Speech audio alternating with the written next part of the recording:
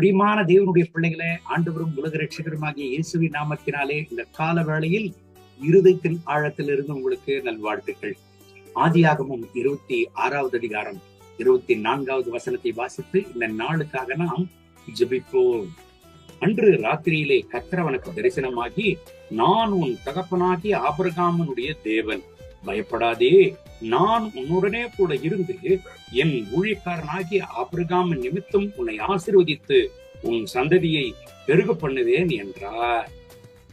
தேவனுடைய பிள்ளைகளை ஆண்டவராகிய கர்த்தர் ஈசாக்கோடு கூட பண்ணுகிற உடன்படிக்கை இது. எந்த சூழ்நிலையில ஈசாக்கோடு கூட ஆண்டவர் இந்த வார்த்தையை பேசினாரு, பயப்படாதே, நான் உன்னோட கூட இருந்து என்னுடைய தாசனாகிய ஆபிரகாம் நிமித்தம் உன்னை ஆசீர்வதித்து பெருகு பண்ணுவேன் என்று ஈசாக்கு சொன்ன அந்த காலகட்டத்தை பார்க்கிற பொழுது, அந்த சூழ்நிலைகளை பார்க்கிற பொழுது, அனுதின வாழ்க்கையில் ஈசாக்கு அநேக பிரச்சனைகளை சந்தித்துக் கொண்டிருந்தார். போகிற இடமெல்லாம் பிரச்சனை. கிணற வெட்டுவார், தண்ணி வரும், அந்நியர்கள் வந்து பறித்துக் கொள்வார்கள். அனுதினமும் இதுதான் அவருடைய வாழ்க்கையில நடந்து கொண்டிருந்தது. ஒவ்வொரு நாளும் பிரச்சனை, ஒவ்வொரு இடங்களிலும் பிரச்சனை, எங்க போனாலும் பிரச்சனை. ஒருவேளை ஈசாக்கு மன உளைச்சலுக்குள் ஆயிருக்கலாம். அந்த சூழ்நிலையில தான் ஆண்டவராகிய கர்த்தர் ஈசாக்கோடு கூட வெளிப்படுகிறார். மகனே, நீ பயப்படாதே, நான் உன்னோடு கூட இருந்து உன்னை ஆசீர்வதித்து பெருக பண்ணுவேன் என்று சொல்லுகிறார்.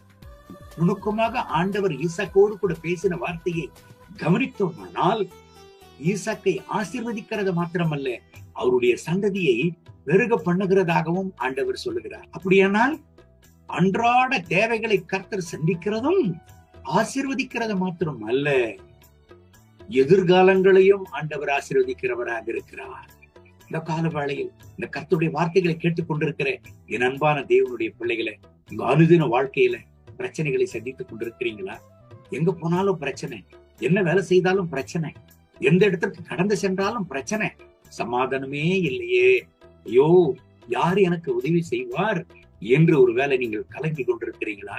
இந்த கர்த்தருடைய வார்த்தை உங்களை தேடி வருகிறது. பயப்படாதீங்க, ஆண்டவர் உங்களை ஆசீர்வதிப்பார். உங்களை ஆசீர்வதித்து உங்கள் எதிர்காலத்தையும் கர்த்தர் ஆசீர்வதித்து உங்களை பெருக பண்ணுவார். ஆண்டவருடைய வாக்குத்தத்தத்தை நம்புங்க, ஆண்டவர் கைவிடவே மாட்டார். எத்தனை போராட்டங்கள் வந்தால் என்ன, எத்தனை பாடுகள் பிரச்சனைகள் வந்தால் என்ன, உதவி செய்யும் ஆண்டவர் இருக்க, ஆசீர்வதிக்கிற ஆண்டவர் இருக்க, உங்களை பெருக பண்ணுகிற கர்த்தர் இருக்க, நம்பிக்கையை இழந்து விட வேண்டாம். ஆண்டவரை நம்புங்கள், அவருடைய வாக்குத்தத்தத்தை நம்புங்கள்.